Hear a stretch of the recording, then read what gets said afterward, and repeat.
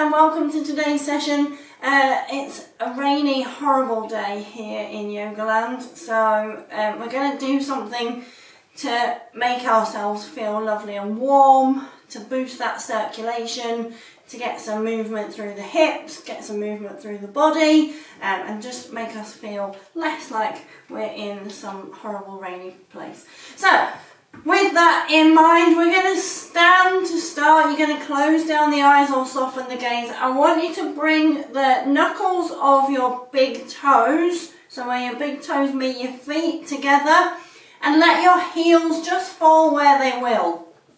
To start with, this might feel really odd.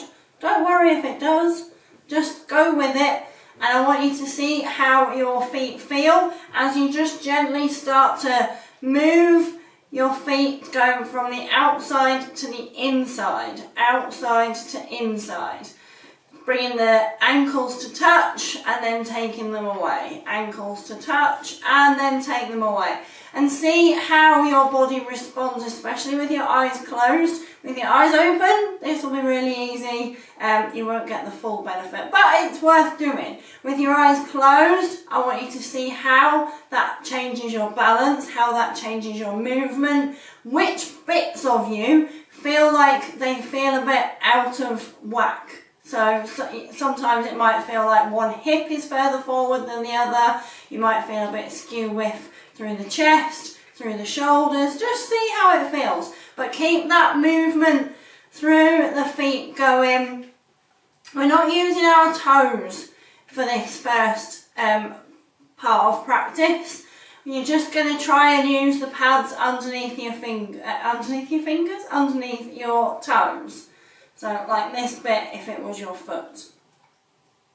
We're going to interlace the fingers, roll the shoulders back and down, keep that movement going through your feet, and now start to touch big toe and little toe onto the ground. Chest is coming forward, gaze, if your eyes were open, is just neutral, straight in front of you. We're not trying to add any back bend at this moment. You're just trying to think about how to position your body with your chest forward and your feet moving to stabilise. Find some stillness in this position. See how it feels to be not moving the feet at all. We've got a little bit of blood flow into the feet. We're now just going to let them settle, let them see how it feels. And it might feel like you want to take some circles with the body. By that I mean a soft bend in the knee. It might feel like you want to circle the chest very slightly. If that feeling comes, just go with it. Let yourself move in that way. Otherwise, you're going to think about your big toe and your little toe. I want you to think about driving those into the mat, not super hard, just using them to find a point where you can feel like you are in balance. You're going to let the hands come to the sides. We're going to find our full mountain pose. The palms can face forward. That would be ideal. If this feels too much, the hands are just going to rest down by the side. Take an inhale as you lift the crown of the head towards the ceiling. Exhale, standing. We're going to drop right ear to right shoulder. Inhale, come tall. Exhale, left ear, left shoulder. Inhale, stand tall. Exhale, right ear, right shoulder. Inhale, tall. Exhale, left ear, left shoulder. Take a circle of your chin and bring your right ear to your right shoulder through that circle. Inhale here. Exhale, gentle circle of the head to the other side.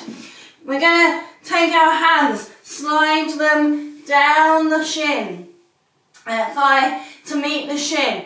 Finding this half lift position. Exhale, you're going to bend the knees and connect belly to thighs. We're keeping the chest forward, sending those hips back. Inhale, come back to your half lift, send those knees back. Think about engaging your knees and trying to make your quads really tight. So try and lift your kneecaps up towards your hips. Exhale, bend through the knees, belly and thighs meet once again. Inhale, come to half lift. Exhale, we're going to bend the knees, connect belly and thighs. You're going to walk your hands all the way to the front of your mat, finding a plank position. And then exhale, find your downward facing dog. You're going to pedal your dog out if that feels nice, dropping one heel to the ground and then the other. Just letting everything be nice and heavy. We're going to take a breath here in our downward facing dog, and you're going to bend your knees, send your hips up towards the ceiling. When we're in our downward facing dog, down dog is an inversion of sorts. It is an inversion because your head is below your hips, but obviously we're not lifting the legs in this position at the moment. So it's a nice beginning inverted position. Again, for a circulation boost, this works wonderfully to get your blood moving nicely, get some fresh blood flow to the chest to alleviate that heart. Take an exhale, inhale, float towards your plank position, untuck those toes if you can, and drop the hips as we find our upward facing dog. Press the ground away. No slouching in this position. We're going to press the ground away. Push those hips forward. Inhale, come back to plank. Keep the toes down if you can. Otherwise, we're going to flip over and then find your down dog once again. Take an inhale. We're going to lift up through the right leg, and exhale, draw knee to nose. Inhale, kick it back. Exhale, knee to nose. Inhale, kick it back. Exhale, we're going to plant the right foot outside your right hand, and you're just going to shimmy in this lizard position. I love lizard, especially for getting your hips open. It's a really nice way of gently stretching your way into a good hip position. So we're going to drop the knee, untuck the toe. You're going to send the chest forward, and you're just going to take some movement left and right, trying to glue that right knee to your right tricep, maybe, shoulder, maybe, depends A, how long your arms are, and B, how much hip flexibility you have today. Wherever we are, we're going to glue that knee to whichever part of your arm your knee is touching, and I want you to send your hips back towards the back of the room. Keep that knee glued to your arm. Now turn your hips out to the right side, so you're almost twisting in this lizard position. Drive your little toe into the ground as much as you can, and feel the stretch change from the centre part to the belly of your middle hamstring.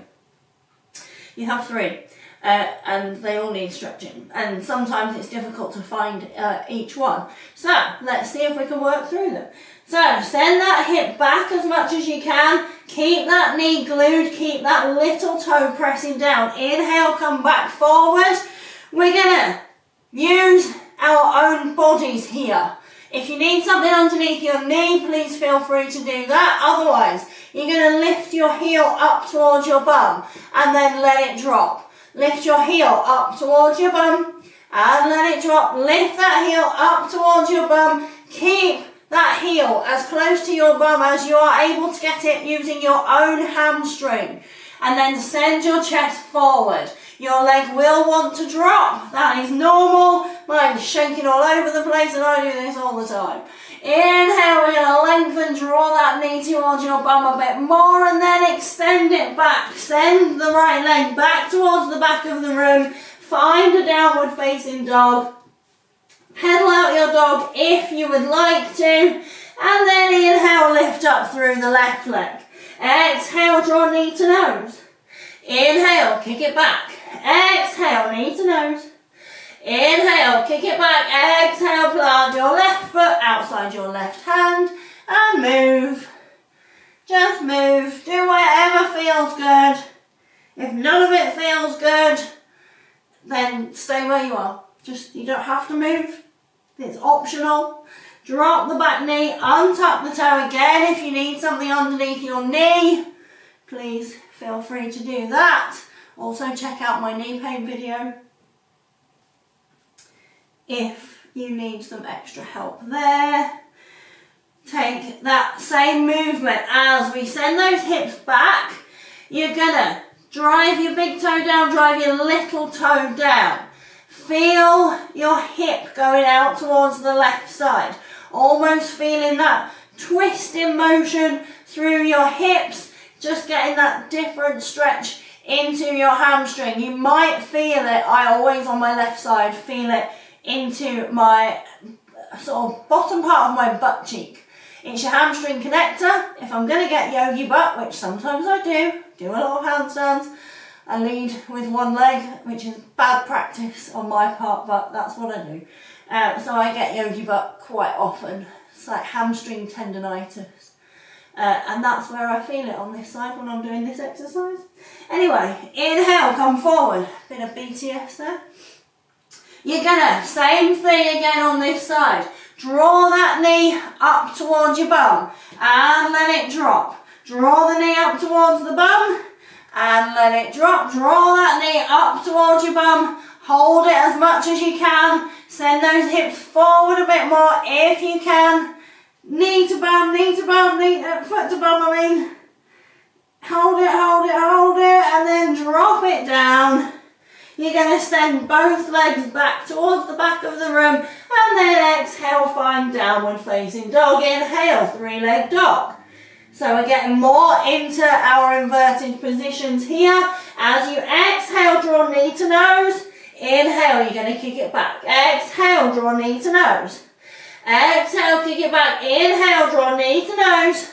Right hand outside right foot. Chest comes forward. We're going to send our hips back. Try and straighten that leg if you can. You're going to turn your right hip towards the left side and you're going to pick your toes up towards the sky. Drop the toes back down, lift them back up. Drop the toes back down, lift them up. Drop them down, lift them up, heel toe that foot into the centre of your mat, and we're going to come into this low lunge position, but with the back leg still lifted. You're going to send your chest all the way forward as much as you can. I want you to think about almost being in an upright position with your chest as much as you can here, and then exhale, you're going to send your hip back towards the back of the room. Inhale, bend into that front knee. We're going to hop our foot so that the knee comes behind your knee on the right side, and you're going to drop down as much as you can. Bring hands to prayer position as we stand, getting that nice balance as well as everything else. And then we're going to go back in reverse. Take that knee behind knee, plant the hands, step back, find your plank position, take a breath in here, exhale, down dog. Inhale, lift the left. Exhale, knee to nose. Inhale, kick it back. Exhale, knee to nose. Inhale, kick it back, exhale, left foot, outside left hand. Chest comes forward to start with, and then exhale, we're going to send everything back. So you're finding this lengthened leg position. Your leg might be straight, it might not be. Your hands might be here. You might choose to use blocks. There are multiple ways of making this happen, but we're either way thinking about that left hip going towards the right side of your mat. So finding that extra stretch in your hamstring connector, and then inhaling, coming back forward, heel toe, that foot into the centre of your mat, lengthen that chest forward, keep your back leg not too much awake, like I want your hip flexor on this side to stretch, and if we give it too much tension, you won't feel that you're able to stretch into this hip flexor too well. So we're going to keep it awake gently so that you can lower yourself and find a bigger stretch through that hip flexor there. And then exhale, send everything back as we find this lengthened pyramid position. Driving the big toe down, keeping that little toe down. Inhale, coming back forward. Find a modified half split to start. Then we're going to drive our right knee, behind our left knee. Find a prayer position. And as my head disappears off the screen, we're going to stand all the way up. And then exhale. You're going to come all the way back down into this dragon squat position. Send your foot back to the back of the room. Find a plank. Inhale here. Exhale, downward facing dog. Inhale, the right leg lifts. Exhale, knee to nose. Inhale, lift it up. Exhale, knee to nose. Inhale, lift it up. Exhale, plant the foot in between the hands. You're going to turn your back foot to 45 degrees. Heel backwards, toes forwards. Find your Wonder Woman stance so that we can turn the hips towards the front of the room. If you are able or you wish to, the hands are going to come overhead. You're going to lengthen through the arms, interlace those fingers. See if you can reach up as high as you can as you bend into that front knee, finding this arm modified warrior one. You're going to see how much you can bring those shoulders behind your head. Do I mean that? Yes, I do. Take an inhale here. Bring the arms out to the side. We're going to interlace the fingers behind our body and find a humble warrior as we inhale, lift the chest. Exhale, forward fold under your leg if you can. Letting the hands come away from the body if they're able to. There's so many ifs and buts in yoga. Ifs, buts, coconuts. Okay, from here, you can stay here, or you can see if you can take a bind position. A bind just means going round an appendage. So in this situation, we're taking our left hand to our back, the right hand comes underneath the body, and we, see where we can go. Can you lift the chest forward? Does this look like a position that is not available for you today? Can you work towards it? Yes. Plant your hands down if you want to. This one, so you can bring your hands onto the inside and take the leg back. Or from here, we can see if we can take the leg off the arm, taking it outside. Just see. Maybe it's there, maybe it's not. Inhale, press the ground away. Exhale, send those heels back down. Find your down dog. Inhale, lift up through the left leg. Exhale, knee to nose. Inhale, kick it back. Exhale, knee to nose. Inhale, kick it back. Exhale, plant that foot in between the hands. Back foot 45 degrees. Not here. Here. It's the most common thing that I have to correct people for in yoga classes. Hands come to your hips. Find your Wonder Woman. We're going to turn the hips towards the front of the room. You will not find that your hips are exactly square. You will never be like this. But we don't want to be in a warrior two when we're out here. I want you to take your hips as much as you can so that they face the front of the room. You'll feel a big stretch in this hip flexor, and you'll be able to add a little bit more weight to this leg, and we're getting a nice lengthening through that back leg. If you can, and if it's there for you, bring the arms above the head, interlace the fingers. We're going to send our weight more into that front leg as we bend through that front knee, adding that little back bend in this warrior two position. Make sure that your foot at the back is, as we practiced at the beginning when we were doing our modified mountain pose, you're thinking about sending your little toe side of your foot into the ground.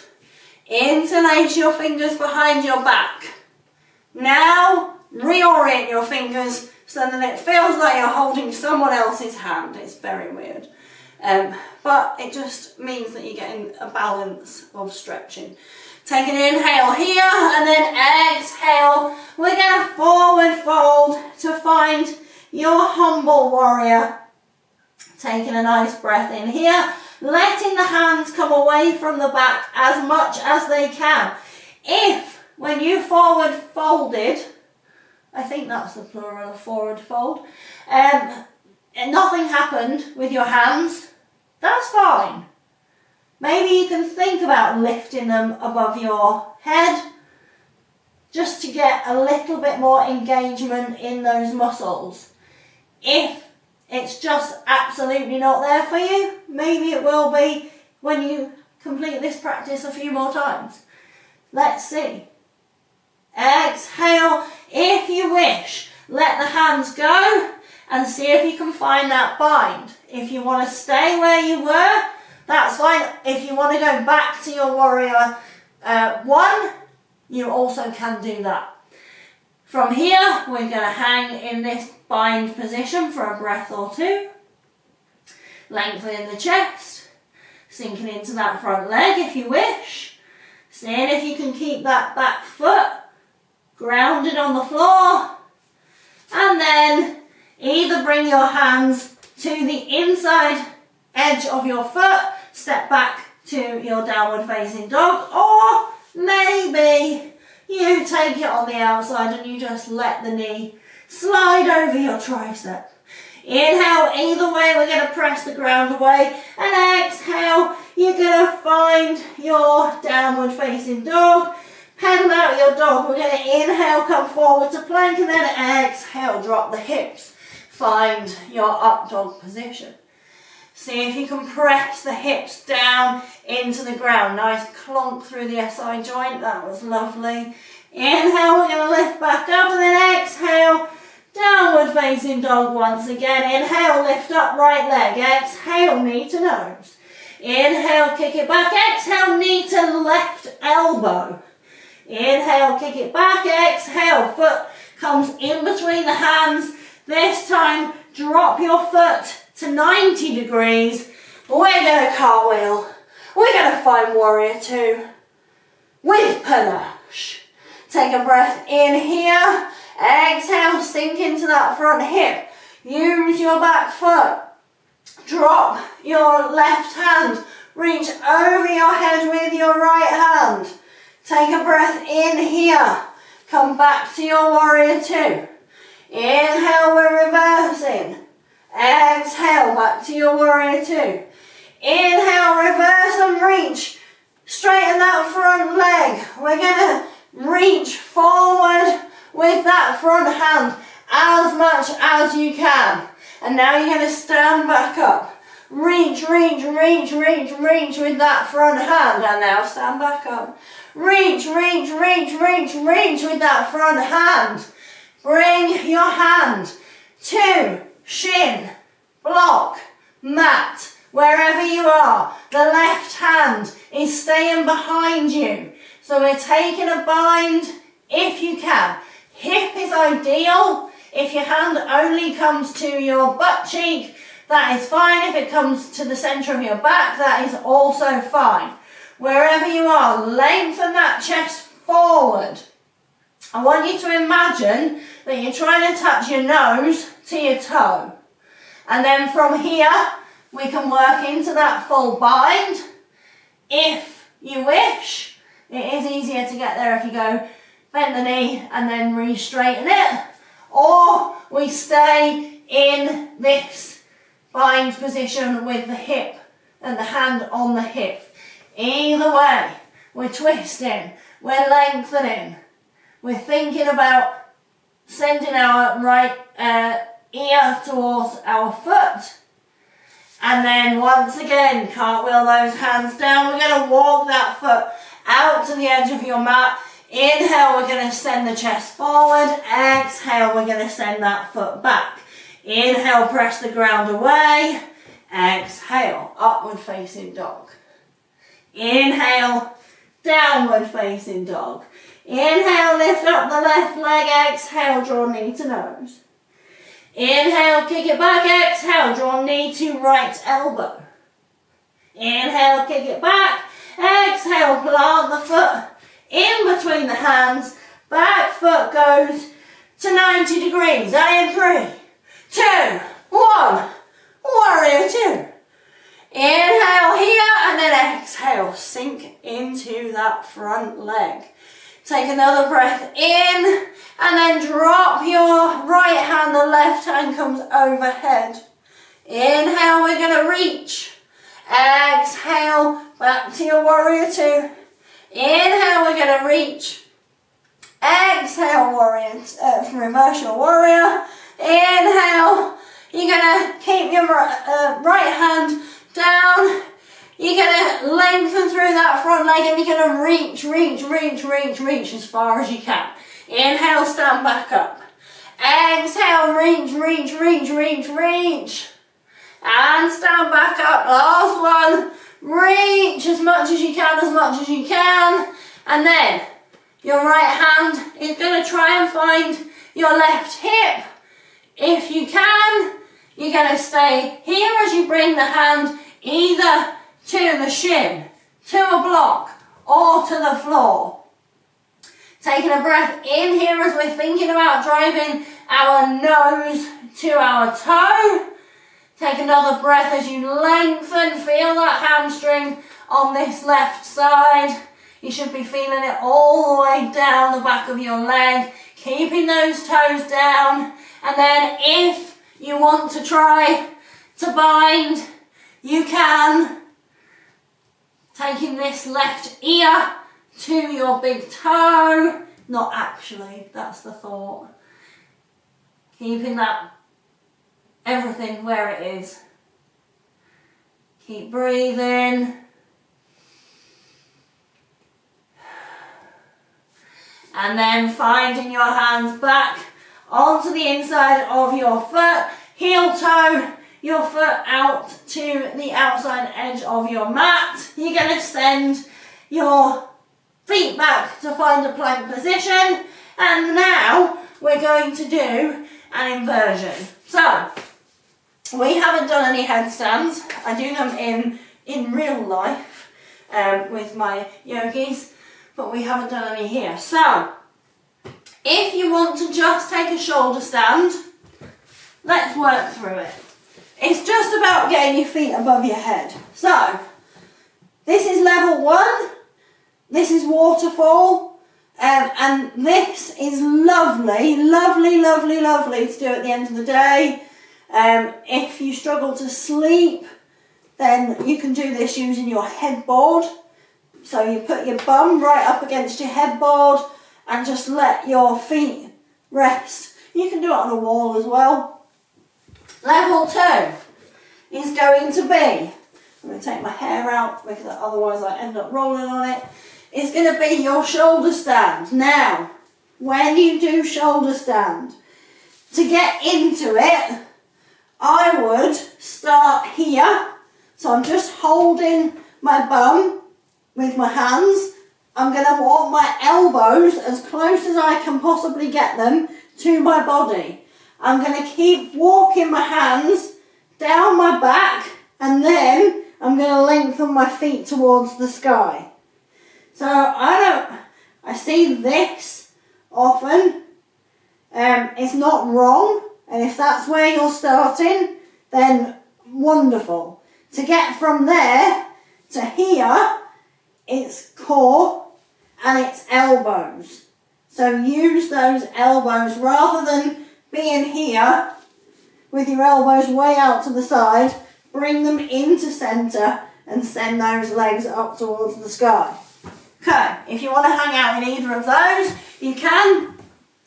We're going to talk about headstands. It's been raining, my hair looks absolutely crazy and I do apologise. I've taken the dogs for a walk, we got very wet. So the hands, for your tripod, which is the easiest variation of headstand. You're going to imagine that there's a triangle. My mat's great because I've literally got a star here. I've got a line of stars, so I'm putting my hands on the line of stars, and where my fringe meets my head is where I want to put my head on the mat at the top of the star. So we're going to put the top of your head, so it's not the crown of your head, it's your hairline. You want to put that onto the mat, and then you're going to walk your feet towards your head, and now the crown of my head's on the floor, and now I can lift up into headstand. If you need to start here, so if you need to be walking your feet towards you and then rest your knees onto your triceps and then lift up, that is absolutely fine. Just have a play. Don't worry if you fall over. I've rolled on people in a very, very busy class many times when I was learning headstand. I used to hate it. I used to go to a class where they did headstand at the end of every single class, and I knew when it was coming and I'd start to dread it, but I just kept doing it, and I fell on people, and I practiced it at home, and I fell on the dogs, and I fell on all sorts of stuff. Usually, you know, not anything that's breakable. But I promise you, if you keep doing it, you will get it. So, the last one, if you're playing with that, just keep playing with that. The last one, which is the hardest one, is going to be, I don't know what this is called, but it's where you use your elbows and you rest your head in your hands. So I'm going to do the exact same thing, knees to chest, and then extend up. So most of my weight here is actually on my elbows. So if you struggle with having weight on the top of your head, this is the one to work towards. You can also go from there to a forearm balance, which we'll do in another class, called pincher, which we'll have to do downstairs because I don't think I've got ceiling height enough for it up here. But we'll just see where that goes. So just mess around with that for as long as you would like. I'm going to give you another couple of minutes to just play around with your headstands. If you are in your shoulder stand and you'd like to take a plough position, so from your shoulder stand, bringing your feet over your head, they might get to here, and that might be it. They might get all the way to the ground, and you might be able to, excuse my voice when I'm compressing my voice box and my thyroid. It sounds a bit funny, but from here, we're just going to rest our feet on the floor if we can, and if you'd like to, you can even bring your knees to your ears in what is actually called deaf man's pose. That is true. So, wherever you are, we're going to come out of that position. For my headstanders, you're going to find a child's pose, knees wide, everything resting down on the mat, just let your shoulders relax. For my waterfallers and my shoulder standers, we're going to bring the shoulders directly underneath, elbows directly underneath the shoulders. You're going to put your hands underneath your bum, and you're going to let your head fall back until it finds the mat. This is called fish, and it's a really nice chest opener, counter to your shoulder stand. If you want to add some pizzazz, you can lift through your feet and just get a little bit of core engagement here as well. Otherwise, you're just going to let everything be nice and heavy down towards the mat. Keeping those elbows pressing into the ground. So I'm not letting my chest sink in between my hands. Taking a nice breath in here, wherever you are, whether you're in child's pose or you are in this fish pose, and then coming out of that, we're going to let both legs fall to the right hand side.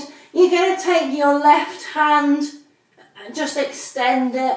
Maybe you use the top hand to guide your knee further down, just to add a little bit more through this stretch through the low back. Whatever feels good here. Taking a nice breath in. Exhale, let it go. Another breath in. Exhale, let it go. Bring everything to the other side. Same on this side. Arm is extended. Maybe you use the other hand. If it doesn't feel nice to add tension to this twist, then don't. Just let the knees relax.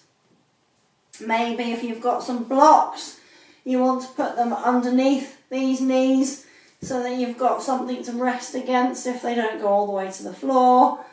Either way, this is just a resting twist. It's one that I really like because it's accessible to pretty much everybody. So taking a nice deep breath in here.